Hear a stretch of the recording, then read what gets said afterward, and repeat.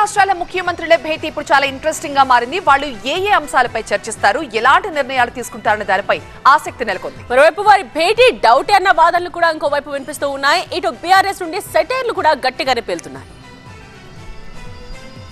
రెండు రాష్ట్రాల మధ్య నెలకొన్న వివాదాలకు ఫుల్ స్టాప్ పెట్టేందుకు హైదరాబాద్ ప్రజాభవన్ వేదికగా రేపు భేటీ కానున్నారు రెండు రాష్ట్రాల ముఖ్యమంత్రులు. విభజన చట్టంలోని వివాదాల పరిష్కారమే అజెండాగా ఇద్దరు సీఎంలు చర్చించనున్నారు.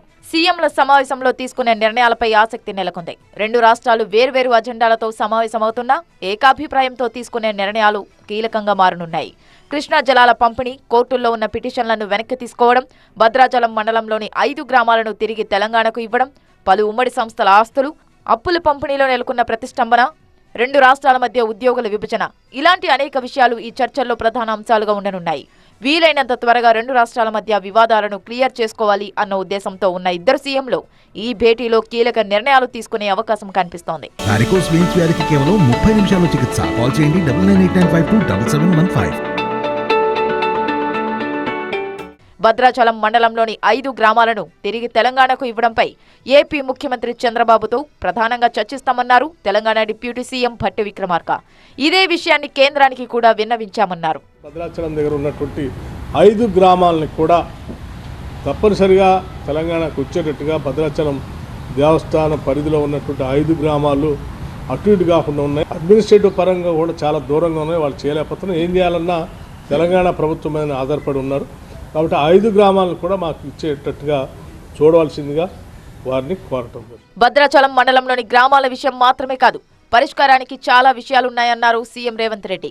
రెండు రాష్ట్రాల సమస్యల పరిష్కారం దిశగా ఇద్దరం కృషి చేస్తామన్నారు.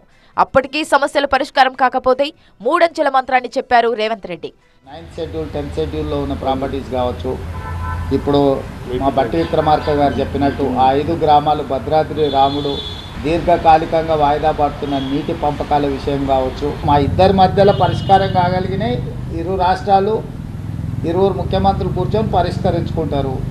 ఇంకేదైనా విషయంలో భిన్నాభిప్రాయాలు ఉంటే ఆర్బిట్రేటర్గా కేంద్ర ప్రభుత్వం ఉంది.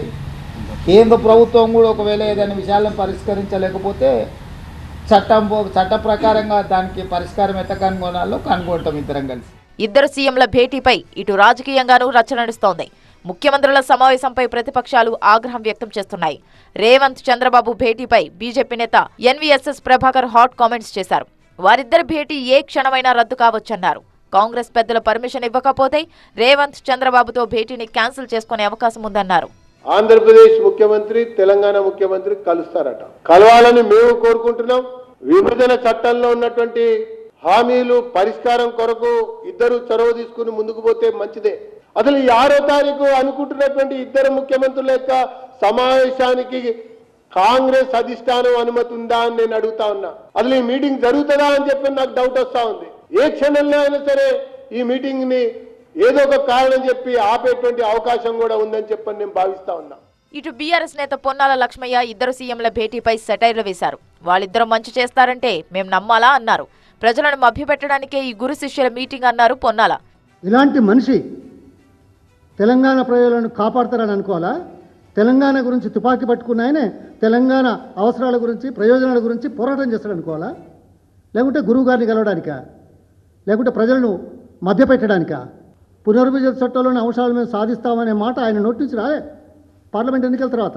కానీ ప్రత్యేక స్టేటస్ గురించి మాత్రం, స్పెషల్ స్టేటస్ గురించి మాత్రం చాలా జ్ఞాపకం ఉన్నాయి. ఎందుకంటే గురువు గారు కదా, శిష్యుడు కదా.